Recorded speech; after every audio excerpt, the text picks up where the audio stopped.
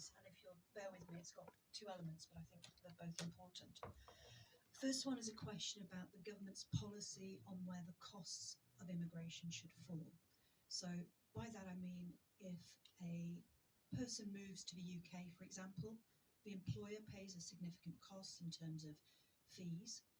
The migrant themselves pays a cost in terms of the immigration health charge. That's about to rise to £1,000 per person per year for the duration of their visa.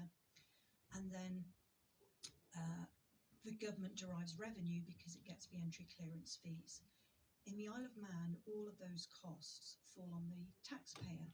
The employer pays no costs. There's no immigration health charge, so that the new migrant to the island doesn't pay any costs in terms of their health care. And we don't receive the entry clearance fees, they all go to the UK.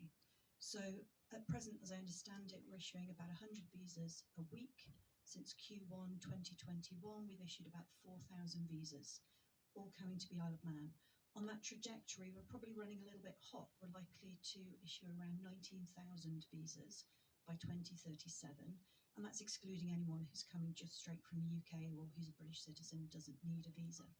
So everybody who's already here feels the squeeze in terms of public sector services, feels the squeeze in terms of accommodation, and the employer derives benefit from this labour source, but they're not contributing to the cost. In fact, probably it's being subsidised.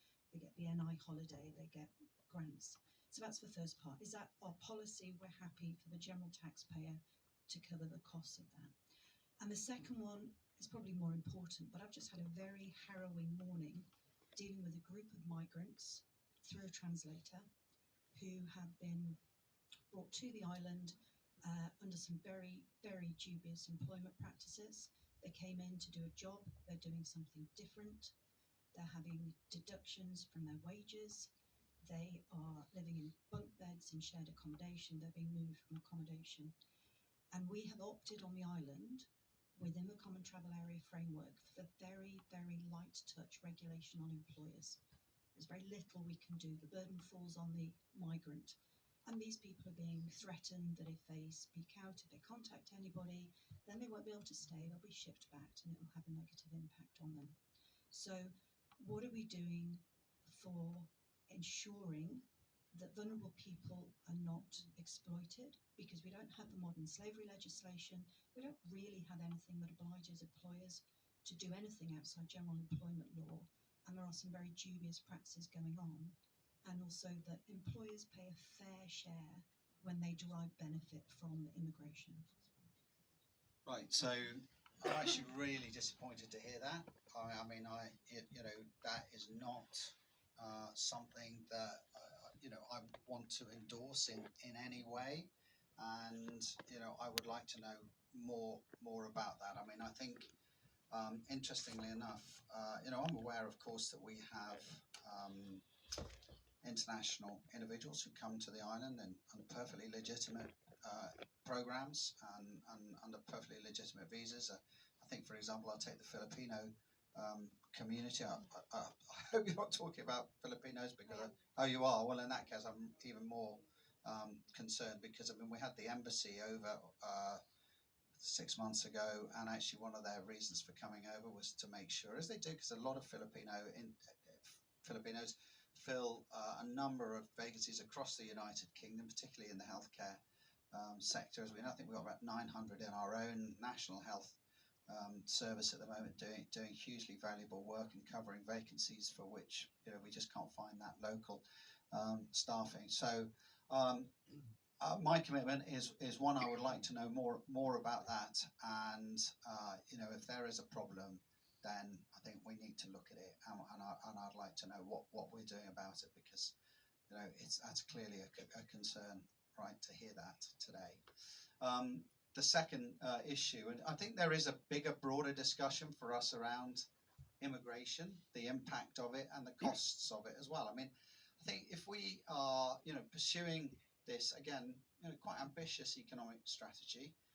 And we can see a lot of upsides in terms of what's going to be the outcomes. And I hope we're going to have more vibrant town centres. We're going to have a younger demographic demographic. We will encourage businesses to the island, and we will all have longer term benefits, including much greater ability to ensure that our current aging population is properly looked after as they progress, and of course have additional funding to invest into our public services.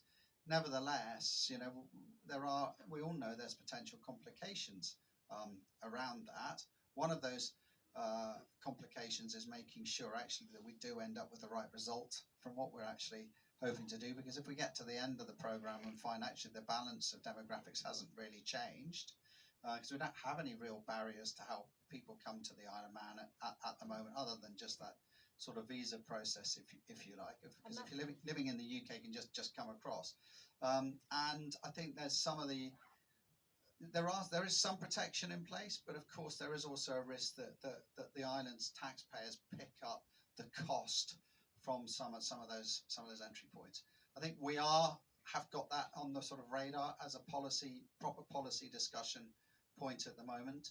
I think it's difficult to always track the numbers on a day-by-day basis, if you like. It does often take a census for us to really get a proper handle on what the makeup of the island actually looks like. Again, my commitment to you on this is that immigration policy is something that we're actively looking at, because we are conscious the fact that actually as we grow the economy, hopefully successfully, we could also be creating a slight unfairness in terms of our current taxpayers and what they're actually, their return on their hard work and what they've invested into the island.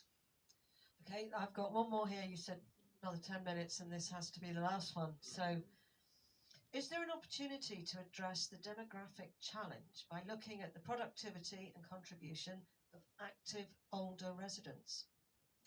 Yeah, absolutely. I mean, I think there's a very, this is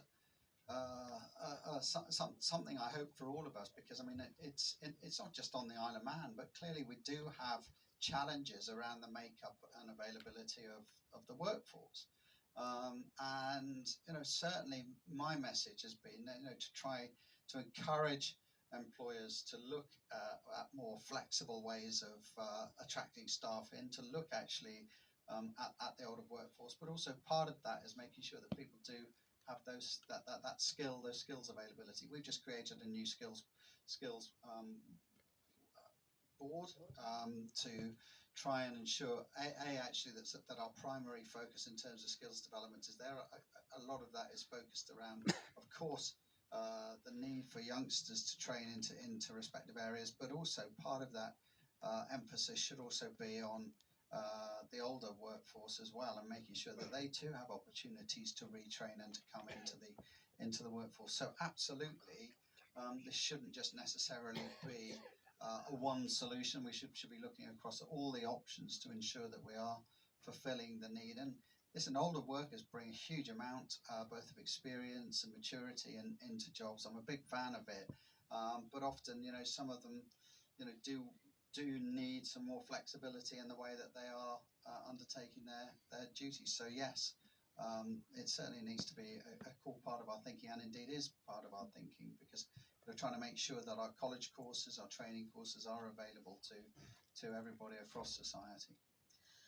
Okay, so we've had an extended Q&A there with Chief Minister. I think he has to be somewhere else, and there's lots of other interesting and stimulating sessions throughout the afternoon. Sue Bridge is our last guest speaker. She's the president of the Royal Town Planning Institute, and that's a really useful placemaking.